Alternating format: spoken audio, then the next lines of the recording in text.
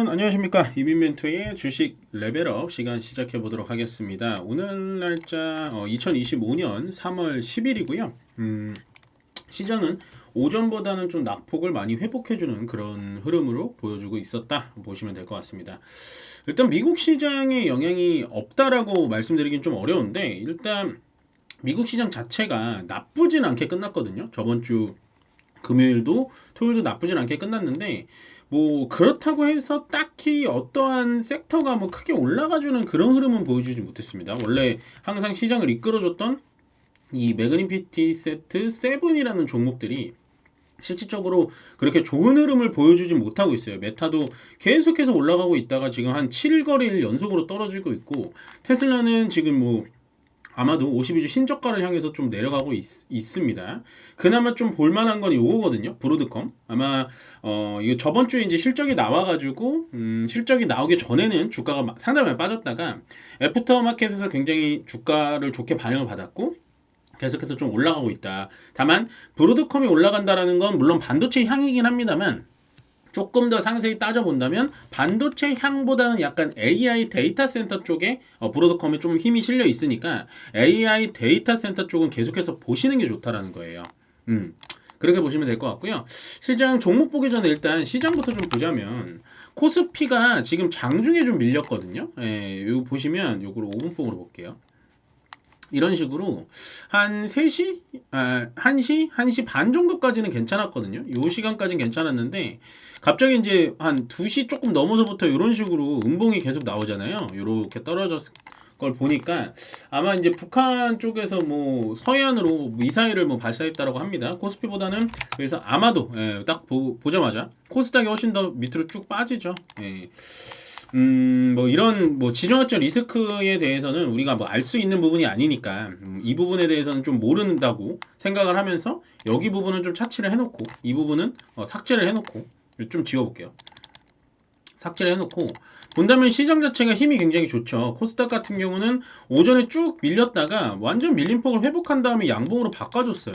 양봉으로 바꿔줬고, 일봉으로 본다고 해도 오늘 자리가 굉장히 중요했거든요. 보시면 61선을 한번 터치를 했단 말이에요. 이 선을 딱 지켜주고 반등을 보여줬다라는 건 저는 의미가 있다라고 보여집니다. 물론 아까 시간엔 코스닥이 이제 플러스 양봉, 지금도 양봉이지만 플러스 한 0.44% 정도 올라가면서 끝날 것 같다라고 생각을 했는데, 역시나 지정학적 리스크는 뭐 이길 수가 없다라고 보시면 돼요. 그래도 양봉입니다. 강하다라는 거고요. 코스피도 양봉으로 강한 흐름 보여주고 있죠. 요즘에는 이제 코스피보다는 코스닥이 조금 더 강한 흐름을 보여주고 있습니다. 왜 그러냐? 자, 3월달 들어오고 나서요, 양봉이 한 번도 아니었던 적이 없죠. 이 봉의 색깔이 굉장히 중요해요. 이 음봉으로 떨어질 때 이런 식으로 봉이 길게 떨어지는 것도 중요하긴 한데, 봉의 크기도 중요하긴 한데, 양봉, 여기 양봉, 양봉, 양봉, 양봉, 양봉, 이런 식으로 양봉이 계속해서 5일 내내 5거래일 지났잖아요. 5일 내내 간다라는 건 굉장히 좀 좋은 흐름이다. 시장은 강하다라고 판단하시면 될 것 같고, 반면에 이제 코스닥을 이제 3월달이 여기서부터인데 3월달을 이렇게 본다면 코스닥은 좀 약하죠. 코스닥은 코스피보다는 좀 약한 흐름을 보여주고 있는데, 그럼 코스닥이 좀 안 좋을 거냐라고 한다면 우리나라 증시를 좀 생각해 보면요, 코스피가 코스닥을 이끌어주는 게 훨씬 더 좋은 흐름이에요. 제가 2월 달에 시장을 보시면 이런 식으로 급등해 보여줬잖아요. 근데 이때는 코스닥이 코스피보다 훨씬 더 움직임이 좋았고, 심지어 1월 달도 코스닥이 훨씬 더 좋았어요. 근데 사실은 뭐 코스닥이건 코스피건 어떤 시장이든 올라가는 건 좋긴 좋습니다만, 코스닥이 코스피를 끌어올리는 것보다 큰형인 코스피가 코스닥을 끌어올리는 게 훨씬 더 좋아요, 앞으로 봤을 때. 그래서 지금은 보시면은 코스피가 큰형 역할을 잘해주고 있구나. 보시면 1월달에 별로 미동 없었죠. 코스피는 의미 없었죠. 코스닥은 뭐 같이 2월달은 같이 올라가긴 했습니다만 코스닥보다 좀 떨어졌고, 근데 지금 3월달로 비교를 하자면 나쁜 흐름을 보여주는 것 같지는 않다. 그러니까 저는 계속해서 시장은 좀 좋게 보고 있습니다. 다만 여기 보시면요, 수급이 오늘 그렇게 좋지는 않거든요. 연기금이 오늘도 또 막아주는 흐름이에요. 연기금하고 개인 쪽에서 2천억, 연기금이 거의 한 600억 정도 들어왔는데 장 마감하면 한 1000억 정도로 집계가 되지 않을까 살짝 예상을 해봅니다만, 외국인이 4200억을 지금 매도를 했어요. 그러니까 이게 그렇게 뭐 작다고 얘기하기도 뭐하고 그렇다고 크다고 얘기하기도 뭐하지만, 제가 말씀드리고 싶은 건 뭐냐면, 외국인의 이 수급이 코스피로 본다면 외국인의 이 수급이 계속해서 뭐 조금 들어온 적은 있습니다만 계속해서 연속 매도 행렬이 이어지고 있다라는 겁니다. 예, 그래서 결론은 뭐냐? 코스피는요, 일단은 지수 단으로 보시는 거는 좀 안 좋아요. 지수로 투자를 해가지고 레버리지 투자를 한다, 인버스 투자한다, 이거는 지금은 맞진 않아요. 왜냐면 3월달 제가 봤을 때 4월 초까지는 2620포인트에서 2520포인트를 왔다 갔다 하는 요 박스권 형태일 확률이 굉장히 높습니다. 근거를 좀 들자면요. 일단은 미국이 4월 2일부터 관세를 시작한다고 하잖아요. 예, 또 4월 2일로 미뤘잖아요. 만우절 다음날. 그래서 그때를 생각을 해보셔야 되고, 이번 주는 미국의 CPI 지표 발표도 있고, 또 미국의 의회 예산안 집회가 있습니다. 그래서 그때 뭐 예산이 또 통과가 안 되고, 뭐 어떻게 패스트 트랙을 올린다 만다 하면 또 글로벌 증시가 흔들릴 수가 있어요. 그래서 지금은 지수 자체를 2620포인트로 보시는 건 좋은데 2620포인트라고 해서 모든 종목이 다 올라갈 거다라고 생각하시는 건 좀 착각이라는 겁니다. 네, 종목 장세가 상당히 일어나고 있어요. 그러니까 아마도 시장 자체가 여러분들에게 난이도가 굉장히 높아요. 왜 그러냐면 오늘 올라간 게 2차 전지예요. 2차 전지. 2차 전지인데 2차 전지가 이게 바닥은 아닐 거라는 제가 거의 말씀을 많이 드리는 이유가 뭐냐면, 자, 2차 전지가 좋으려면요, 삼성 SDI도 같이 가야 돼요. 네, 같이 가야 된다고요. 요런 애들이. 같이 가줘야 됩니다. 근데 그냥 가는 애들이 약간 선별적이죠. 네, 에코프로모티도 뭐 조금 뭐 덜 움직이고. 그러니까 최소한 다 같이 양봉을 그려줘야지, 아, 이제는 2차 전지가 좀 가겠구나라고 생각을 하는데, 2차 전지는 아직 아닌 것 같고, 돈이 갈 데가 없으니까. 그렇다고 오늘 또 뭐가 갔냐? 자, 화학적으로 본다면 오늘 SK이노베이션이나 SOL이 시장을 끌어줬어요.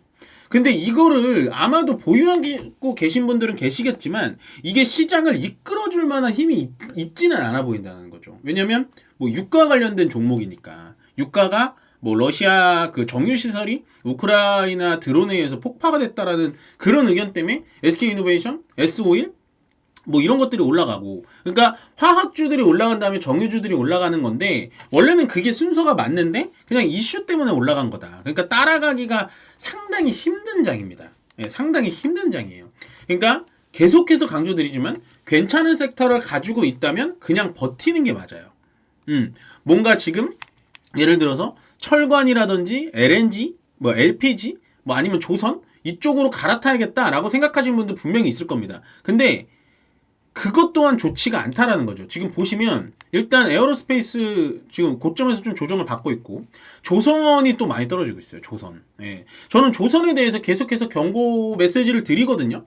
실질적으로 이 조선에 대한 경고 메시지 드리기가 굉장히 조심스러워요. 왜냐면 이게 이제 우리 개인 투자자들이 굉장히 많이 갖고 있기 때문에 조심스럽지만, 저는 그래도 제 방송을 조금이나 챙겨보시는 분들이 어느 정도 좀 도움이 됐으면 좋겠다. 제 말이 무조건 맞다라는 건 아닙니다만, 조선업은 이미 지금은 주가를 뽑을 만큼 좀 뽑은 게 아닌가 생각이 듭니다. 그러니까 예를 들어서 그냥 하나오션으로 예를 들어볼게요. 자, 하나오션을 사고 싶단 말이에요. 미리 산 분에 대해서 얘기 드리는 게 아니라 하나오션을 사고 싶단 말이에요. 필리조선소도 있고, 아, 미국에 대해서 그래도 미국이니까 생각을 할 때 일단 요 자리에서 살 필요가 없다라는 거죠. 추가 상승이 나왔습니다. 실질적으로 이 정도 제가 8만원짜리에서 8만 5천원까지 추가 상승이 나왔는데요. 저는 이 8만원짜리에서도 상담을 할 때 무조건 매도하셔라라고 얘기를 드렸던 것 같아요. 예, 이 자리에서 사서 예를 들어서 85,000원 가서 수익이 났는데 너가 틀렸다라고 얘기하시는 분들도 있겠지만 실질적으로 이건 투자가 아니에요. 그냥 운이 좋아서 잘 때려 맞은 거죠. 근데 조선업이라는 게 이게 굉장히 큰 빅사이클이거든요. 한번 돌기 시작하면 정말 많이 돈이 붙고 정말 많이 올라가는 사이클은 맞는데, 제가 말씀드리고 싶은 건 이 하나오션을 예를 들자면 3만원에서요. 네, 3만원에서 지금 거의 8만 5천원까지 갔습니다. 이게 몇 퍼센트 올라간 거냐? 한 200% 가까이 올라간 거죠. 예, 그러면 아무리 2028년도까지 독이 다 차 있어서 수주가 꽉꽉 차 있어도 이미 주가는요, 늘 착각하시는 게 주가는 그런 거에 뉴스에 대해서 미리 선반영했을 가능성이 굉장히 높습니다. 그래서 내가 하나오션을 만약에 그래도 난 괜찮아, 난 조선주 사고 싶다 한다면 3월달 공매도 시작되고 나면 이런 종목들 떨어지거든요. 네, 종목이 나빠서 떨어지는 게 아니라 주가 자체가 고평가가 돼 있으면 떨어뜨려 주는 게 공매도의 역할이에요. 순기능이고. 그럼 얘가 6만 원 내지 5만 5천 원 정도까지 떨어진다. 그럼 그때 잡아야 된다는 거죠. 네. 그래서 너무 올라간 종목만 이렇게 따라가시려고 하지는 말고 계속 이 장표에서 보여드렸다시피 기다릴 수 있을 때 기다려야 된다. 예, 기다릴 수 있을 때. 이 금융주하고 보험주들 얼마나 안 좋았어요. 계속해서. 계속 좋잖아요. 계속 돌아와 주잖아요. 이런 식으로. 예, 이런 식으로 계속 돌고 돈단 말이에요. 그러다가 포스코홀딩스 계속 연 며칠 좋다가 오늘 또 조정받고, 현대제철 계속 뭐 올라가다가 오늘 조정받고, 이런 식인 겁니다. 예. 그래서 시장을 너무 이렇게 쉽게 생각하시면 안 돼요.